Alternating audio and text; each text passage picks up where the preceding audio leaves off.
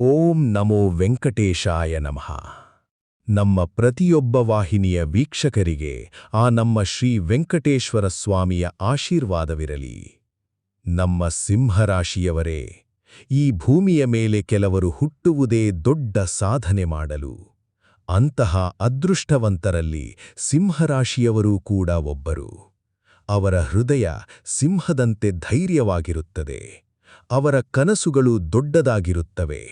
ಆದರೆ ಜೀವನ ಮಾತ್ರ ಕೆಲವೊಮ್ಮೆ ಅವರನ್ನು ತುಂಬಾ ಪರೀಕ್ಷಿಸುತ್ತದೆ. ಇದು ಅಂಥದೇ ಒಂದು ಅದ್ಭುತ ಕಥೆ. ಈ ಕಥೆಯನ್ನು ಸಂಪೂರ್ಣವಾಗಿ ಕೇಳಿದರೆ ನಿಮ್ಮ ಮನಸ್ಸಿನಲ್ಲಿ ಹೊಸ ಆಶೆ ಹುಟ್ಟುತ್ತದೆ. ನಿಮ್ಮ ಜೀವನದಲ್ಲಿ ಯಾವ ಕಷ್ಟವಿದ್ದರೂ ಅದನ್ನು ಎದುರಿಸುವ ಶಕ್ತಿ ಬರುತ್ತದೆ. ಒಂದು ಕಾಲದಲ್ಲಿ ಕರ್ನಾಟಕದ ಒಂದು ಚಿಕ್ಕ ಹಳ್ಳಿಯಲ್ಲಿ ರಾಘವ ಎಂಬ ಯುವಕ ವಾಸಿಸುತ್ತಿದ್ದ. ಅವನು ಸಿಂಹರಾಶಿಯವನು. ಮುಖದಲ್ಲಿ ಆತ್ಮವಿಶ್ವಾಸವಿದ್ದರೂ ಮನಸ್ಸಿನಲ್ಲಿ ತುಂಬಾ ನೋವಿತ್ತು. ಏಕೆಂದರೆ ಅವನ ಜೀವನದಲ್ಲಿ ಯಾವ ಕೆಲಸವೂ ಸರಿಯಾಗಿ ನಡೆಯುತ್ತಿರಲಿಲ್ಲ. ರಾಘವನ ತಂದೆ ರೈತನಾಗಿದ್ದ. ಆದರೆ ಹಲವು ವರ್ಷಗಳಿಂದ ಬೆಳೆ ಸರಿಯಾಗಿ ಬರಲಿಲ್ಲ. ಮನೆಯಲ್ಲಿದ್ದ ಸಾಲ ಹೆಚ್ಚಾಗಿತ್ತು. ತಾಯಿ ದಿನವೂ ದೇವರ ಮುಂದೆ ಕಣ್ಣೀರು ಹಾಕುತ್ತಿದ್ದರು. ಮನೆಯಲ್ಲಿ ಊಟಕ್ಕೂ ಹಣವಿಲ್ಲದ ದಿನಗಳು ಬಂದವು. ರಾಘವ ತುಂಬಾ ಶ್ರಮಪಟ್ಟ. ಬೆಳಿಗ್ಗೆ ಕೂಲಿ ಕೆಲಸ, ರಾತ್ರಿ ಸಣ್ಣ ಅಂಗಡಿಯಲ್ಲಿ ಕೆಲಸ, ಹೀಗೆ ದಿನವಿಡೀ ದುಡಿಯುತ್ತಿದ್ದ. ಆದರೂ ಹಣ ಉಳಿಯುತ್ತಿರಲಿಲ್ಲ. ಒಂದು ದಿನ ಅವನು ತನ್ನ ಸ್ನೇಹಿತನಿಗೆ ಹೇಳಿದ, ನನ್ನ ಅದೃಷ್ಟವೇ ಹಾಳಾಗಿದೆ ಅನ್ನಿಸುತ್ತದೆ. ಅವನ ಸ್ನೇಹಿತ ಉತ್ತರಿಸಿದ, ಸಿಂಹರಾಶಿಯವರ ಅದೃಷ್ಟ ತಡವಾಗಿ ಬರುತ್ತದೆ, ಆದರೆ ಒಮ್ಮೆ ಬಂದರೆ ಜೀವನವೇ ಬದಲಾಗುತ್ತದೆ. ಆ ಮಾತು ರಾಘವನ ಮನಸ್ಸಿನಲ್ಲಿ ಉಳಿಯಿತು. ಆ ರಾತ್ರಿ ಆಕಾಶದಲ್ಲಿ ದೊಡ್ಡ ಮಿಂಚು ಹೊಳೆಯುತ್ತಿತ್ತು. ಗಾಳಿ ಜೋರಾಗಿ ಬೀಸುತ್ತಿತ್ತು. ಮಳೆಯ ಸದ್ದು ಕೇಳುತ್ತಿತ್ತು. ಆದರೂ ರಾಘವ ಹಳ್ಳಿಯ ಪುರಾತನ ಲಕ್ಷ್ಮೀದೇವಿಯ ದೇವಸ್ಥಾನಕ್ಕೆ ಹೋದ.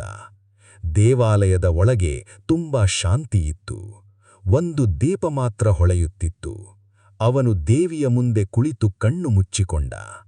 ಅಮ್ಮ, ನನ್ನ ಜೀವನದಲ್ಲಿ ಏಕೆ ಇಷ್ಟು ಕಷ್ಟ?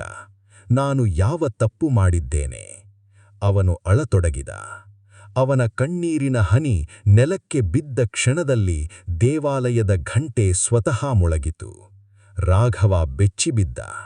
ಅದೇ ಸಮಯದಲ್ಲಿ ಅವನ ಕಿವಿಗೆ ಒಂದು ಮಧುರ ಧ್ವನಿ ಕೇಳಿಸಿತು, ಭಯಪಡಬೇಡ, ನಿನ್ನ ಸಮಯ ಹತ್ತಿರ ಬಂದಿದೆ. ಅವನು ಕಣ್ಣು ತೆರೆದ. ಯಾರೂ ಇರಲಿಲ್ಲ.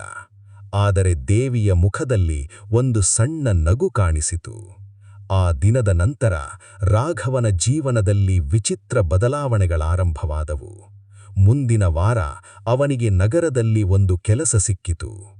ನಮಸ್ಕಾರ ಸ್ನೇಹಿತರೆ, ನಿಮ್ಮ ರಾಶಿ ಭವಿಷ್ಯ, ಜ್ಯೋತಿಷ್ಯ ಪರಿಹಾರಗಳು ಮತ್ತು ಜೀವನ ಮಾರ್ಗದರ್ಶನಕ್ಕಾಗಿ ಈಗಲೇ ಜ್ಯೋತಿಷ್ಯ ದರ್ಶನ ಚಾನಲ್ ಅನ್ನು ಸಬ್ಸ್ಕ್ರೈಬ್ ಮಾಡಿ. ಪ್ರತಿದಿನ ಹೊಸ ವಿಡಿಯೋಗಳು ನಿಮ್ಮ ಅದೃಷ್ಟವನ್ನು ಬದಲಾಯಿಸಲು ಸಹಾಯ ಮಾಡುತ್ತವೆ. ಅವನು ಅಲ್ಲಿ ಹೋದ. ಮೊದಲು ತುಂಬಾ ಕಷ್ಟವಾಯಿತು. ಜನ ಅವನನ್ನು ಹಾಸ್ಯ ಮಾಡಿದರು. ಕೆಲವರು ಮೋಸ ಮಾಡಲು ಪ್ರಯತ್ನಿಸಿದರು. ಆದರೆ ರಾಘವ ಧೈರ್ಯ ಬಿಡಲಿಲ್ಲ. ಪ್ರತಿ ಬೆಳಿಗ್ಗೆ ದೇವಿಯ ಹೆಸರನ್ನು ಜಪಿಸುತ್ತಿದ್ದ.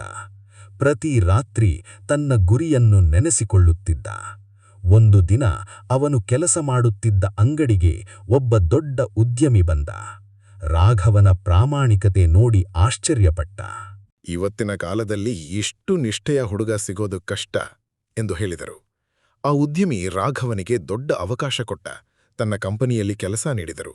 ರಾಘವನ ಜೀವನ ನಿಧಾನವಾಗಿ ಬದಲಾಗತೊಡಗಿತು. ತಿಂಗಳು ಕಳೆದಂತೆ ಅವನ ಸಂಬಳ ಹೆಚ್ಚಾಯಿತು. ಮನೆಯ ಸಾಲ ಕಡಿಮೆಯಾಯಿತು. ತಾಯಿ ಮುಖದಲ್ಲಿ ಸಂತೋಷ ಮೂಡಿತು. ಒಂದು ದಿನ ರಾಘವ ತನ್ನ ತಾಯಿಗೆ ಹೊಸ ಸೀರೆ ತಂದುಕೊಟ್ಟ.